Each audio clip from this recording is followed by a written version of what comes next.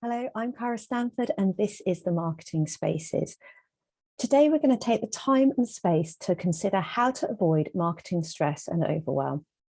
The problem is that business owners and marketers are bombarded with ideas for marketing every day. Every day, it's like, you could do this, you should do this. Why aren't you doing this? We could try this. What about this? Have you considered this? Every single day. And what happens is that it often leads to rushed, poor marketing decisions. We're trying to make decisions about which marketing tactics to use, what to do, when to do it, how to do it, often under pressure. That means that we then learn through pain. Oh my goodness, why on earth did I do that? Why did we spend all of our money doing Google AdWords when we know that it wasn't going to work if we'd taken the time to think about it?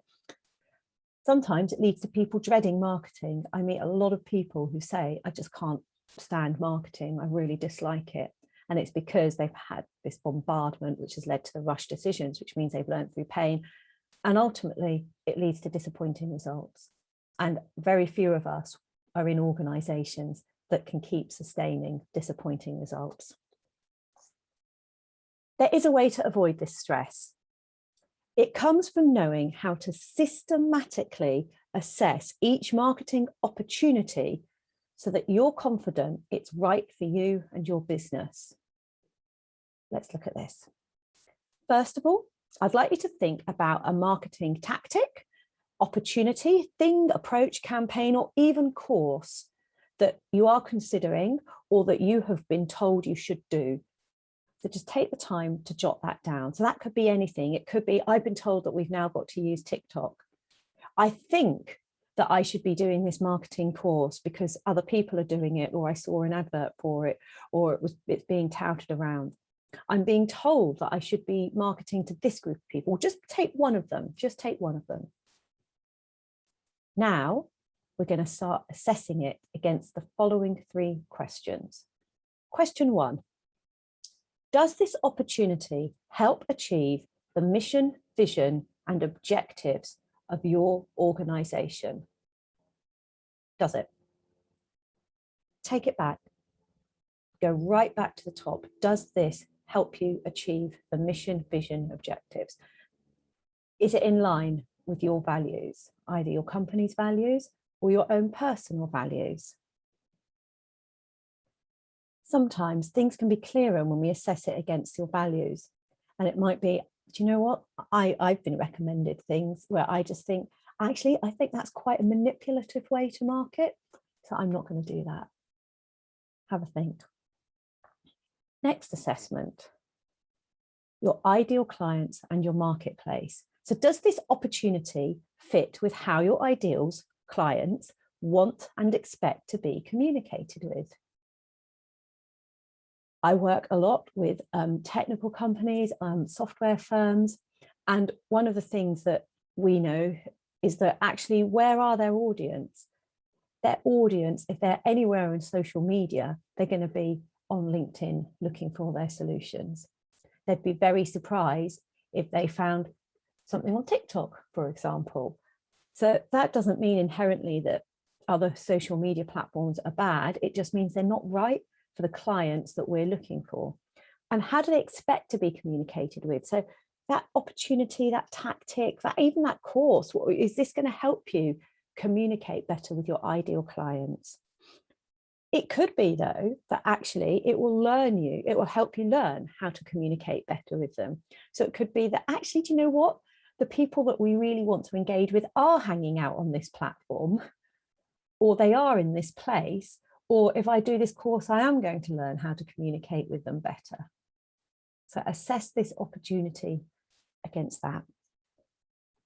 Number three, budget, skills, and time availability. Can you afford this?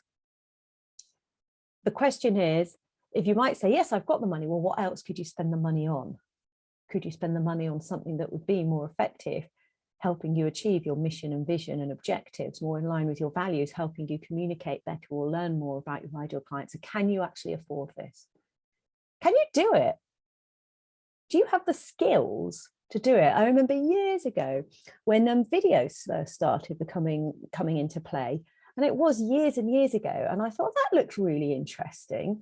You know, I would quite like to get into that. And then I thought, I don't have the time or the skills to crack on with this. And at the moment, it isn't actually relevant to where my clients are. But the big barrier for me back then was my skills. I can't do it.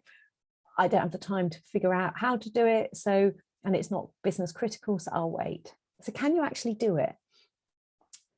Can you spend the time, money, and energy it will take is ultimately what this question is about.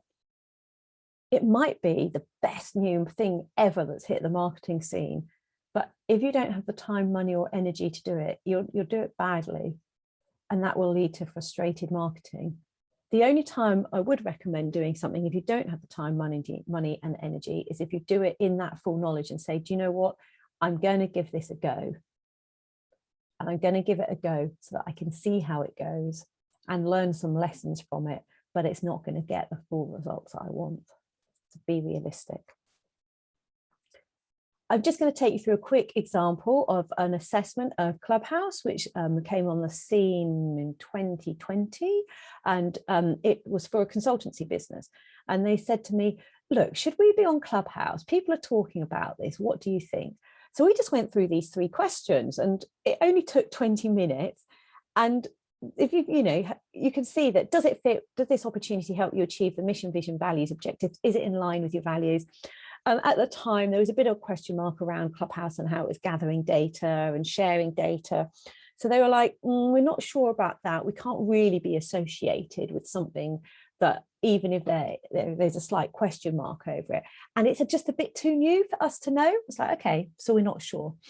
Does this opportunity fit with how your ideal clients want and expect to be communicated with, or will it help you learn how to communicate with them? Well, they said some of our network are on there and a few of our clients, but none of them are really active. And we've gone in and we've looked at their profiles and looked at what they're doing. It seems like they've kind of gone on to see what it's all about. We think they're just checking it out, actually, but we are worried that we're going to miss out. So that was a consideration. And then the final one came to, can you afford to do this? Well, yes, it was free to sign up. Can you actually do it? Well, yes, it was designed to be easy and intuitive. The big thing was time. Well, we'd have to spend time learning how to use it. At the moment, their time was short. I just said, well, your time is quite short. You've got a lot of other things that, we need to do to get your marketing plan out the door.